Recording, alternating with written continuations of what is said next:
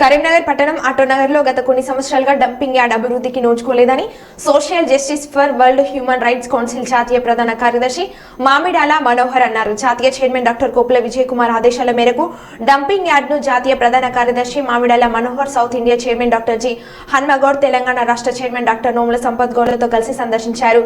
ఈ సందర్భంగా వారు మాట్లాడుతూ అధికంగా చెత్తను డంప్ చేయడంతో రాత్రిపూట నిప్పు పెట్టడంతో మంటలు చెలరేగుతున్నాయని, నిత్యం చెత్త నుంచి మంటలు రావడంతో స్థానికులు ఇబ్బందులు ఎదుర్కొంటున్నారని అన్నారు.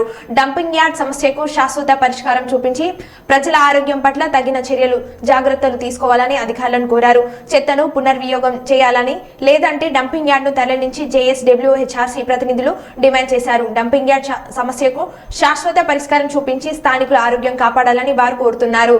ఏదైతే కరోనా సమయం నుంచి వాతావరణ కాలుష్యం ఏర్పడింది, దీని ద్వారా కూడా ఈ చెత్త ద్వారా కూడా పలు రకాల అనారోగ్య సమస్యలకు ఇటు పిల్లలు అటు పెద్దలు అందరూ కూడా గురవుతున్నారు. దీని మీద మేమందరం స్పందించి ఈరోజు ఈ యొక్క కరీంనగర్కు రావడం జరిగింది. కాబట్టి ప్రభుత్వం కూడా దీనిపైన శ్రద్ధ వహించి దృష్టి పెట్టి తక్షణమే యొక్క డంప్ యార్డును ఇక్కడ నుంచి తరలించాల్సిందిగా మా social justice for world human rights council ఆధ్వర్యంలో మేము కోరుతున్నాము. కాబట్టి ప్రభుత్వం తక్షణమే చర్య తీసుకోవాలని, లేని పక్షంలో తగు చర్యకు మేము పూనుకుంటామని ప్రభుత్వాన్ని ఈ యొక్క పత్రికాముఖంగా మేము వేడుకుంటున్నాం. Thank you.